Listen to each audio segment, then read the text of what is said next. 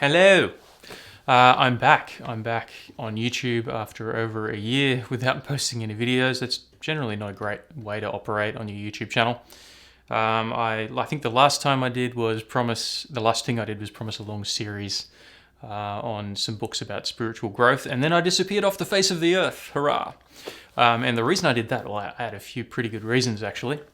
YouTube just fell right down near the bottom of my priority list, so sorry about that. But the first thing that happened was I started writing a book, and I became incredibly personally involved in that as my main project. I got about 70% of the way through, and I'm really wrestling with some of the big moves that I made in that book in terms of the arguments of the book, and we'll see how I land with that in the end. But it was an awesome experience learning my way through the process of writing a book, which, as it turns out, is a big job. I did cut my hair. It's a true story. I'm still the same individual human entity known as Matt Blake. So there you go. That's a thing.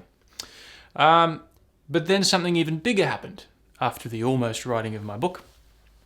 And that is that I became a pastor. And that was a bit of a process. It definitely wasn't expected. But it's been an incredible blessing. So officially, as of April this year, I've been sworn in as the lead pastor at a beautiful little church in Taylor's Beach here in Port Stephens, and that's my great privilege. But that's why I disappeared for over a year. And why am I back? Well, I'm back because lots is going on in the world, and I think some of those things are worth talking about. Some of those things I think are even pretty urgent social changes that are going on. And just like lots of pastors and just people in the world, I'm trying to work out how to navigate some very difficult social change. My channel started with a video about COVID. You can go back and watch that if you like. And that was in the very early days of COVID, just thinking about the complexity of how to love one another in such a difficult time, and how to balance, love with all of the other, well, not balancing love, you don't balance love with anything, but how to balance our safety with lots of other things that we value. And that actually is very much on topic with what I want to talk about today. I think our public discussion about COVID is incredibly divided, obviously. And something's just dawned on me over the last several weeks as I've thought about the way that we talk about and the way that we even think about the situation that we're in. And I wanted to just share some of that with you. Now, I'm not a doctor. I'm just an observer of people and the world, and these are just my own thoughts. I'm not telling you what to believe or what to do, just maybe giving you some thoughts to ponder. I have recently been watching some material by a professor about COVID and the mitigations that we have available. While I was sitting down in my lounge room watching this series of lectures, I started becoming more aware of a general attitude which seems to be behind a lot of presentations. And I'd call it the dominant attitude around the why. The why of why we should act in certain ways, why we should respond to the pandemic in certain ways. And I've just been allowing myself to ask the question, is this the only valid attitude? Are there other attitudes which are just unspoken? The rationale of this video series that I've been watching, it mostly goes something like this, and it will sound pretty familiar if you've watched presentations or encouragements around the main mitigations at the moment. So it says things like the lockdowns and the vaccines both reduced transmission and COVID deaths. And we have measures that can confirm that is the case. That particular main metric, there's been some success in that. Second, the lockdowns and vaccines do have some downsides, but the upsides outweigh the downsides because the overall mortality goes down when people are isolated and vaccinated. So that's the second major point that we'll often hear. Third, we might hear, if it's a Christian presentation, we might hear that Christians should love their neighbor, of course, and do whatever it takes to look after our neighbor, of course. And fourthly, Christians should also obey their government. And if the government mandates vaccines, for example, then a good Christian will obey the law of the land and obey that. Now, especially those last 2 points we're not going to get into today. I think that's a very simplistic view, and we need to handle passages like Romans 13 around our responses to government very carefully, and notice a lot of other passages around that, which can push back a little bit on that simple view. But anyway, all of that represents whether we accept or reject that basic package of ideas. It represents a position that we can take. I just want to think mostly about the first few points, which are all interrelated. And I think they reveal some really interesting assumptions and some kind of embedded values that people seem to often hold without really even questioning them. And they seem to be behind most presentations that we see. Now, the assumption that I see, that I read in this presentation, which is very typical, is that our physical safety is always the highest order of value in life. And it's always the main thing. It's the objective around which we shape everything else.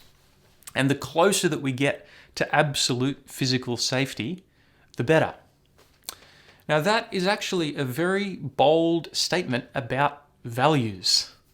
And it's only one position that a person can take. And again, for lots of people listening to me right now, it will seem so obvious and will seem to make such perfect sense that what on earth could be more important than our physical safety? And I can understand that point of view. But as I've had conversations with lots of different people, I've realized that this is not everybody's point of view. And a lot of the debates around COVID and the different measures that we're taking, they all sometimes look like rational debates about effectiveness and all the other measurable things that we can talk about. But I think they're actually collisions between two different sets of values. And this is super fascinating because I think in COVID, many of our highest values, the things that we hold somewhere up in the realm of highest importance in our lives, they're being revealed first. It's becoming clear the things that different people care about. They're being arranged differently for different people. And also, those highest values are very much at odds with one another in this situation. So, for example, we value relationships. We value freedoms. We value safety. But how do we balance those three things? And which one, if any of them, lives right at the top of the hierarchy of values, if you like? Which one lives at the top? It's a very, very interesting question. Now, I have friends who would say that physical safety is always above all else. And for many of them, the measures of the government of Australia have been good and trustworthy and positive because the number of deaths from COVID has been reduced. And for them, it's all about protection from the virus and physical safety. I can understand that point of view. I've got many other friends who value physical safety, but they don't value it above all else. So they might even value relationship and a rich kind of experience of community even more than the ideal of absolute physical safety. Safety matters, but safety isn't at the absolute top, again, of their hierarchy of values, if you like. And so they're not on a mission to make absolutely everything perfectly safe all of the time. Now, the problem with any conversation about values is that you can't say that either of these groups are objectively wrong or objectively right. Different people, different cultures, different communities have different values. It's really as simple as that. And one of the things that's making this season so difficult for so many people, I think, is that there's one set of values which is getting the final say, mostly in terms of public policy, in terms of what we are allowed to do. Physical protection from COVID-19 lives at the top of the hierarchy of values right now.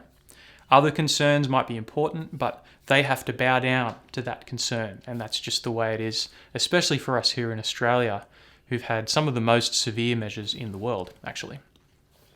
And the point of this video is just to ask a question, to question that strong position and ask, are you sure?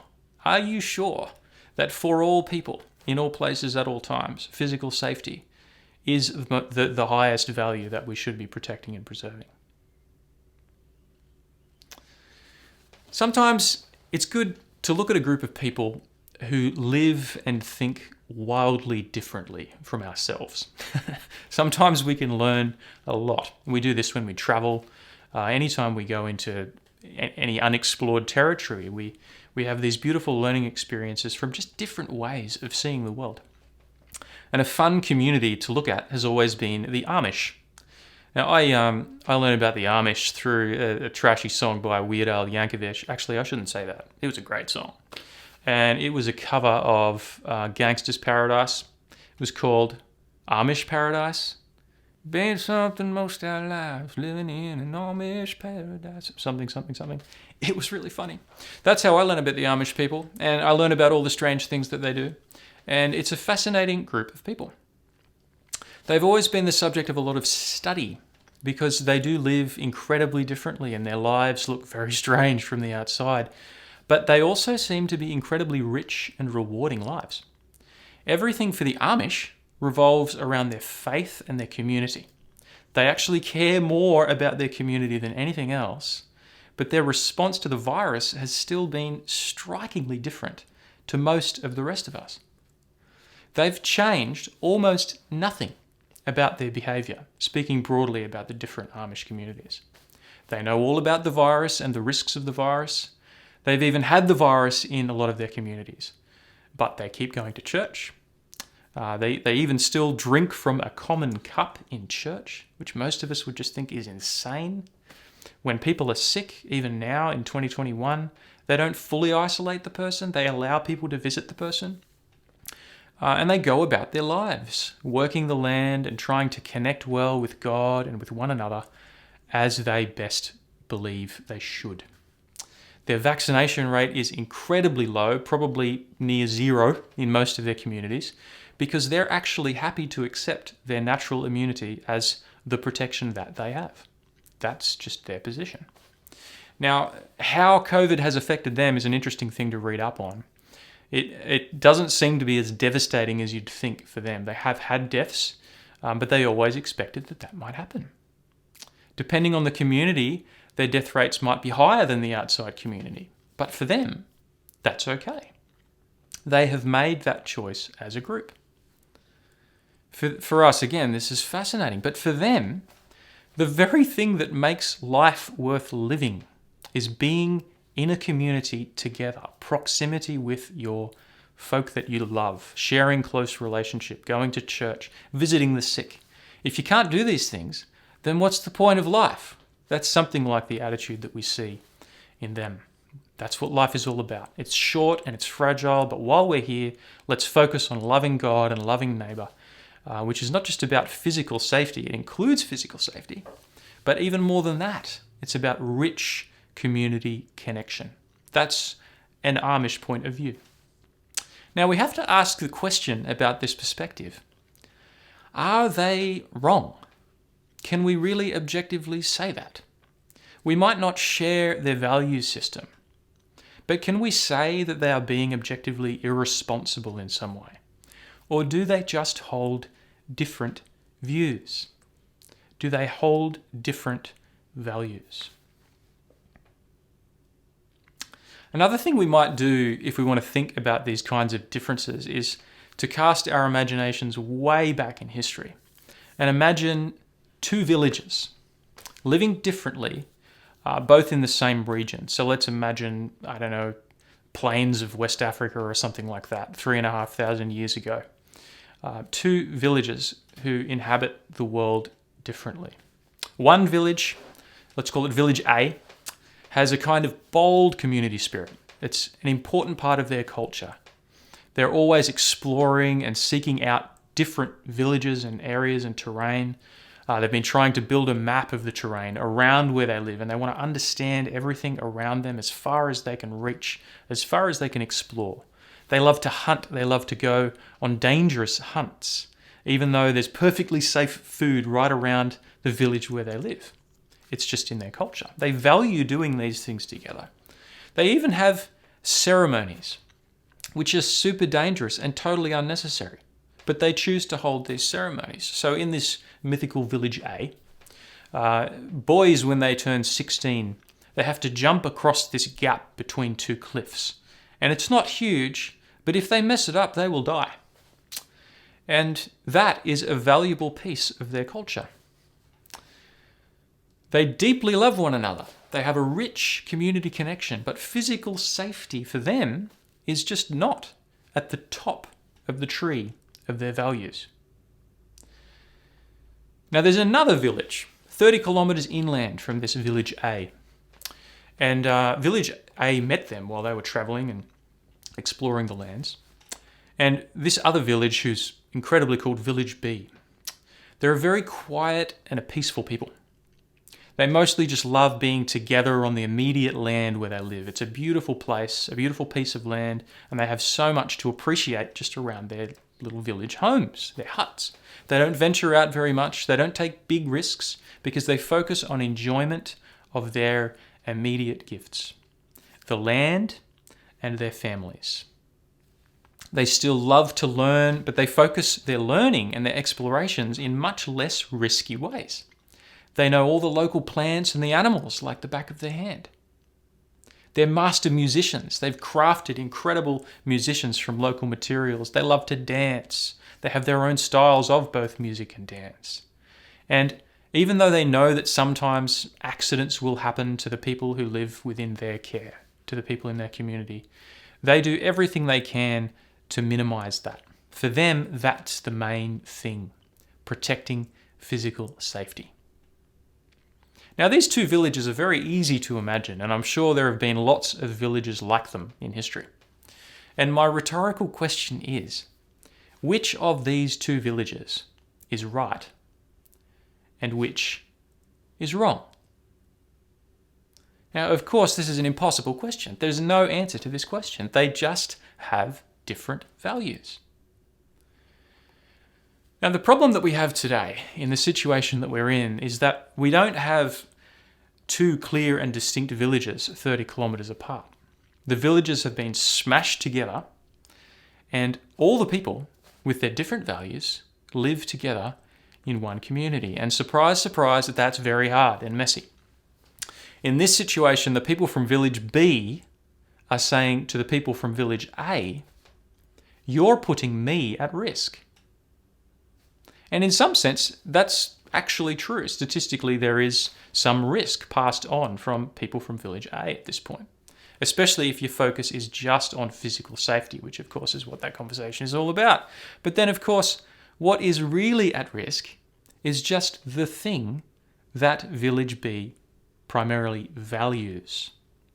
But what if their values were different? Surely we have to turn that around and notice the same thing in reverse. The current measures are also putting Village A's highest values at risk. We've built a perimeter fence around the huts of the people who come from Village A. And we've said to them, you can't go exploring, you can't go hunting, you can't have community gatherings, you can't do the things that you value, and you'll get to do those things when we say so. And we wonder why the people of Village A can be so upset. So many of the people that I talk to are not just raging libertarians who, want to be allowed to do whatever they want for their own benefit. They're just people with deeply different values, even different cultural values. From Village A's point of view, what's going on is just a way of saying that from the voices of Village B, what we value matters more than what you value. And this is a true problem. And there are no easy answers, because the actions of both groups affect the other. So I'm not bringing answers and solutions today so much as I'm bringing an interesting discussion of an interesting problem, hopefully. This awareness of different sets of values. It's not just important in a conversation about the vaccines, of course. It's important in a conversation about the mandates. Village B is absolutely running the show at this point in almost every country around the world. Not all, and not all communities within all countries, but most by far. And this is very, very hard on Village A people. If your personal set of values aligns with Village B, then you will think that this is all common sense, and common sense has won the day, and everything that's happening right now is completely reasonable. This heavy approach is the only sane thing to do. But if you're from Village A and you value different things, this is actually a deep wound. You are being robbed. Your broader community has actually abandoned and betrayed you. The things that you love have been taken away. Now, if you can try to stretch your empathy just a little bit, it might even feel like a kind of colonialism that's happening from the perspective of Village A people. Village B has arrived in force and they've set up shop. Somehow they've gotten all the money and the power all of a sudden. And they look at Village A and their values and their concerns, and they say, oh, that's cute, but that's not what's really important. We are the experts. We know what really matters, and we'll take it from here. Thank you very much. Now, as you might have picked up from this little presentation, I'm not so sure about that. I'm definitely not so sure that it's that simple. The world is complex. Societies are complex. Values are complex. Values can't always be easily objectively measured as being better or worse or true or false. Many of them are just different. Some of them, I would say, are definitely good or bad. There's no sort of virtuous way of being a murderous, raping pillager, for example. But there are lots of other values that are simply different. Now, to deny that Village A is allowed to exist, or hold the views that they hold, or have the values that they have, it's just denying reality. They do exist, and they are actually many, and they do hold those views and those values, and they are different from yours. But what are we going to do? We have to learn to coexist. Surely we can't do absolutely whatever is necessary to force them into compliance. I mean, what kind of world do we want to live in? So all of this that I've said in this video was just meant to question some assumptions and presuppositions around the popular presentation. The things that aren't said because they seem so obvious from the point of view of the presenter most of the time. But things are not so simple. Baked into this thinking is an assumption that absolute physical safety and the arrival of absolute physical safety as soon as possible actually trumps other people's deepest values and their right to see the world the way that they do. And that assumption, of course, can't be called objectively true. It's just a position that has been taken. So especially to my vaccinated friends, I really urge you to be compassionate and gracious with your unvaccinated friends. Realize that they are often suffering some very deep wounds right now. Lots of them actually have surprisingly good reasons not to vaccinate. There is this myth around that there's no good reason not to vaccinate. And to think compassionately is, I think, to realize that even though their decisions might affect you, your decisions actually affect them too. Again, it's primarily a difference in values. I'd say let's do our absolute best to live in humility and love and patience and kindness and compassion, mercy and gentleness, all these things that we're trying to get to. Let's try and live in this way on all sides, wherever you fall on this discussion. Let's not resort to force and control. I think generally when you can't love, you control. Control and coercion are always signs of a failure to love or to lead in a loving way, to act in a loving way. I think we can do much, much better than what we're seeing broadly in Australian society right now. I've just written about this on my blog. I don't make no secret of the fact that I'm against the mandates that are going on right now. I'll put a link to that in the description if you want to check that out. Whatever your view is, I just pray that you can hold it in love, that you can hold it without looking down on anybody, without excluding anybody, without wanting to control anybody, that you can hold compassion and mercy and love for people on all sides. If you do consider physical safety to be the absolute most important thing in the hierarchy of things, please realize that that's just a position that you and other people like you take. But not everybody sees the world the way that you do.